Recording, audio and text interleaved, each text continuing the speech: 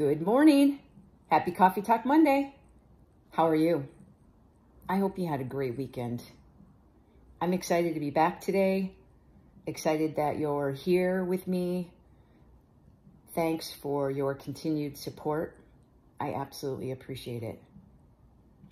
I also wanted to say, if there's anything that you ever want me to talk about or talk on, let me know. I love hearing from people about topics that they're interested in having me talk about. And sometimes it's helpful because I kind of run out of topics. Today, I wanted to talk a little bit about fear. Sort of clumps in with, I think, many of the things that I've talked about that are happening during this time of unrest and unknown. Still so much crazy stuff going on in the world. I think many of us have grown to get used to where we're at right now. I wouldn't say that we've probably accepted it, but I think I've gotten a little used to it. How about you? I think within that, though, is still probably for a lot of you, a lot of fear. What is still going to happen? What is the new normal going to look like? There are probably a lot of questions and fear around wondering just what's going to happen. And that totally makes sense. However, I have a question for you.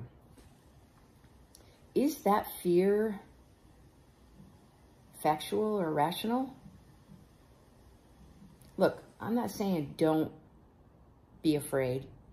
Don't feel your fear, because I have it. But what I'm saying is our brain makes up all kinds of stuff all the time. And because our brain makes it up, we think it's true. But is it? Good question.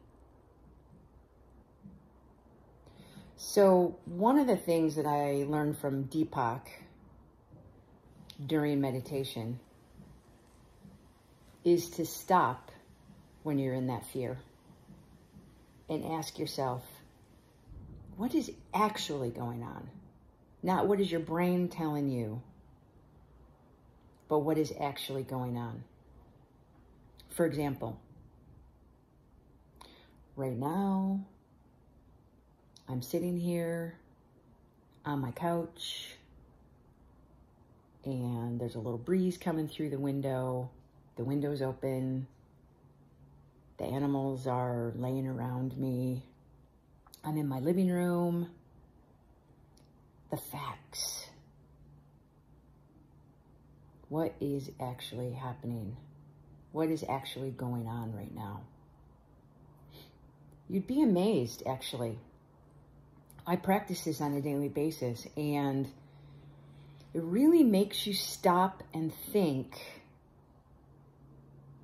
about the difference between, again, what your brain and your ego are saying, right? Those thoughts that just pop up, bubble up, that aren't necessarily true, aren't necessarily factual, and what is actually happening. It's amazing. And then you sort of switch and you go, oh. I'll give you another example. I have a tendency to judge people who do the wrong thing. What I think is the wrong thing. For example, I get upset when people don't share the sidewalk. I know, crazy, right? But I just have a thing about that. Like, why wouldn't you share the sidewalk? And so when people are coming towards me on the sidewalk and there is enough room for everybody and other people don't share the sidewalk, I tend to get a little miffed about that, honestly. And, you know, the opposite of fear really can be anger, right? So instead of, you know, maybe being fearful for some reason that there wasn't going to be enough room on the sidewalk, I have the tendency to get angry. So in my head, I think, what is wrong with those people? Why aren't they sharing the sidewalk? Why can't they just move over a little bit? Well, that used to be my response.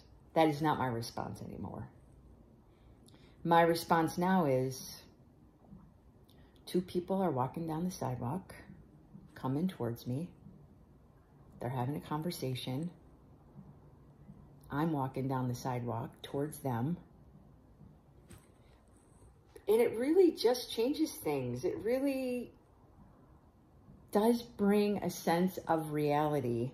Now, walking down the sidewalk really doesn't provide a lot of fear, so that probably wasn't the best example when it comes to fear. But let me give you another example. I've been dealing with a lot of fear over the last couple of years.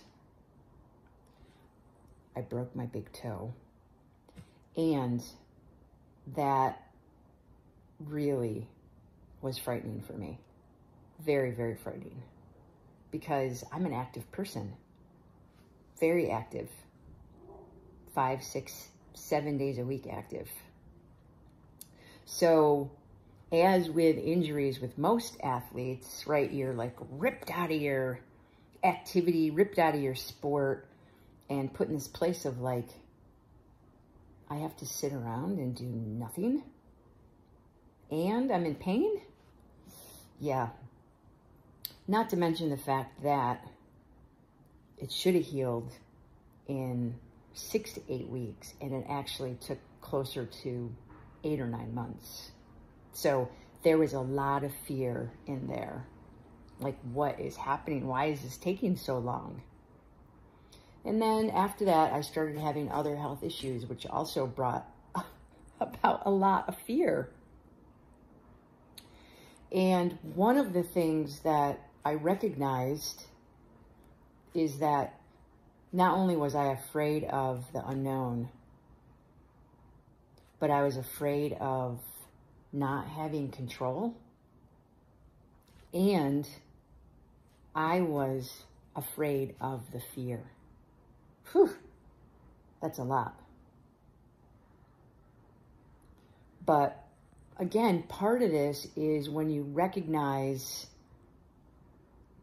what is really happening, just takes a little bit of the energy off. When you think about what you do have control over, of course, that's always really helpful, right?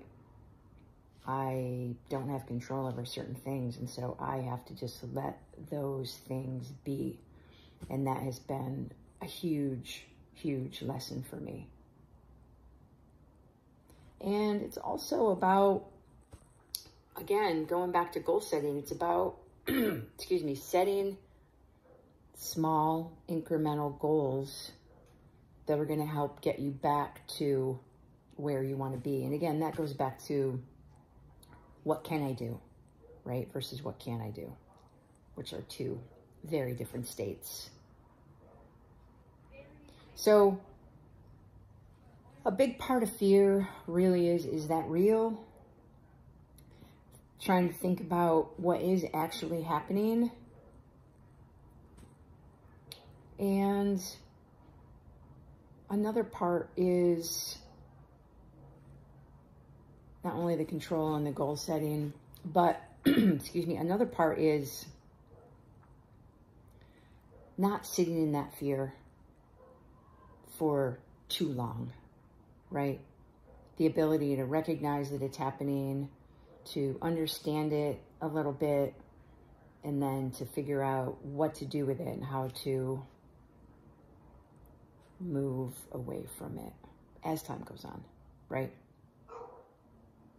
So my example of my broken toe and my health stuff, I mean, it's not like I just let the fear go once I recognized it was there. Or once I recognized what I had control over, I just let go of everything else. No, that wasn't it. So in the beginning, I had a lot of fear. And then I think grieving, like I talked about last week, is also a part of that sometimes, depending on the situation. So I grieved a little bit and I came to a place of acceptance. But still within there, fear was present. And then I got to a place where, you know, I'm like 4 or 5 months in to this broken toe that wasn't really healing. And fear popped up again. Look, every emotion that we feel doesn't necessarily come and then you deal with it and it goes away. Comes, try to figure out how to deal with it a little bit differently, feel it, meditate on it, whatever. And then it might subside a little bit and come back. That's life. Hope, happiness, enjoyment, fear, anger, everything. It's not like you deal with it and it goes away. One last thing I want to talk about. I've been meditating a lot over the last year. And at the beginning, it was really hard. Really hard. I don't just sit and focus on my breath and go home, because that doesn't quite work for me. Deepak, he has some really great meditations, because for me, I like the message in the beginning that gets me to think about something and then meditate on sort of that thing. So that works for me, but there's tons of meditations out there. But the thing that I am finding in meditation that I think is also critical when it comes to fear and anxiety and doubt, and at our root core, there is a quiet mind. Peace. Quiet. And you might think this is woo-woo, whatever.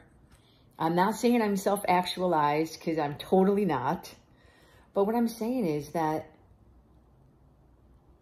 I talk a lot about how our brain just like makes up stuff. And I totally wholeheartedly believe that. Read the research. But through meditation, I've really gotten to understand it. When you go inside and you're able to be quiet and you're able to just bring yourself back to a mantra, bring yourself back to your breath, bring yourself back to something in here, you are able to experience peace that's always there. That's always helpful when it comes to fear. Whew. I feel like I talked about a lot of big, heavy things today. Sorry about that. But if you have questions about any of it, don't hesitate to reach out to Dr. Michelle and let me know. I am here for you, and I am ready to answer all of your questions. All right. Have a great week, and I will see you back here for Coffee Talk Monday next week. Take care. Bye.